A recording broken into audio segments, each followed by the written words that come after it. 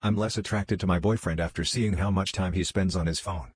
I've spent the last couple of years off social media besides Reddit, and I track my screen time and usage.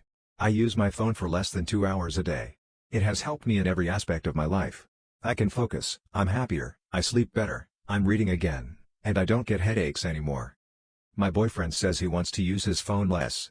He stopped using Instagram just to pick up Facebook and Reddit more. He's using his phone around 4 or 5 hours a day. It's the first thing in his hand in the AM immediately after waking up, and it's by his side all day.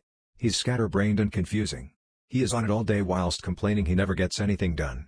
He doesn't see everything I do. I feel unappreciated and it makes me resent him. We don't have interesting conversations because he can't read books and he's constantly in chaos. I'm becoming less attracted to him and we can't talk about it because he gets defensive. It's frustrating. End rant. Just got approved for $23 in food stamps. I have been struggling a lot lately. Money, stress, just life stuff in general. I work 30 to 40 hours a week for $14/h.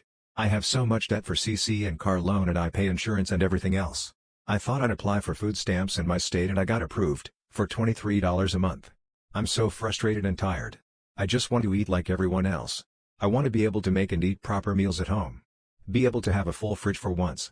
I wasn't expecting a lot of money, but even $100 a month I could make work, but with the inflation I can barely get any real food with that.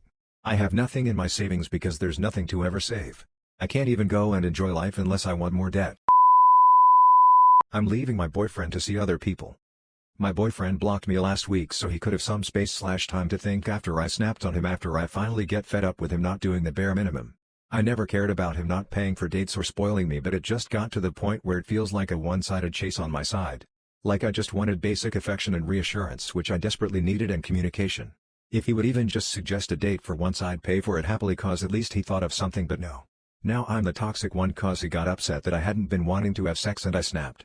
He knows when I have depressive episodes my usually high sex drive is non-existent and I was in a bad state mentally. I did try to plan a date for us during that time. I was paying lol by going out for dinner, but he was late to picking me up and by the time he got to my house the place was already closed and he suggested we just don't go out and stay in. I suspect he was late on purpose so he wouldn't have to go to dinner with me and instead just have sex. Which is crazy cause dude, you literally get free food.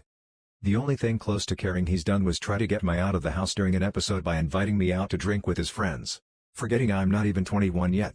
He unblocked me yesterday finally, but I had that whole week to think and my mood improved after I sat down and figured some unrelated life stuff out.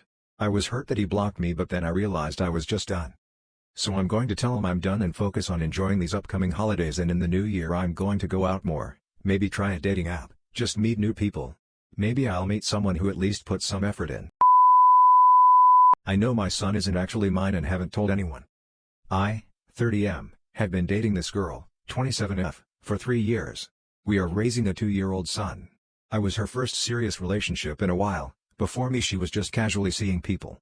She told me that she was pregnant very early on into our relationship, which I thought was odd, but she insisted that it was mine. My son looks nothing like me. I have brown hair and green eyes, he has blonde hair and blue eyes. Although blonde hair and blue eyes does run on both mine and my GF sides of our families, so I figured it was just genetics doing its thing. However, I still had a bit of doubt, so I got a paternity test without telling anybody, not even my GF. And it came back that I am not my son's biological dad. I was devastated, but I decided that I am not going to say anything to anyone because realistically it doesn't change much. I am still his father, I've been there since before he was born up until now. I make enough money to comfortably support us, so I'm not worried about child support or anything like that. I don't even know if my GF deliberately tricked me, maybe she genuinely thinks he's mine. She may not even know who the biological father is, so I feel like bringing it up would just cause problems. My rapist committed suicide and blamed me in his suicide note. In college I was assaulted after a party by a co-worker. I thought I was safe, clearly I wasn't. I pursued charges but they were dropped, since he had family that worked for the police department. But my friends and other co-workers didn't back down. His reputation became tainted and he had a hard time keeping a job in our small college town. 4.5 years later I was contacted by an old co-worker. She told me that he had committed suicide and left several notes. He also uploaded the notes to social media but they were removed before I could see them. He named me in one as a reason why he was taking his life. That I ruined his life and any potential careers. That he was alone now since no woman wants to be with a known rapist, when he was innocent in his mind. Today it's fully hit me, I'm the reason why someone took their own life. I can't stop crying and feeling all sorts of emotions. I want to hide away because I know people will keep messaging me. I can't handle it anymore.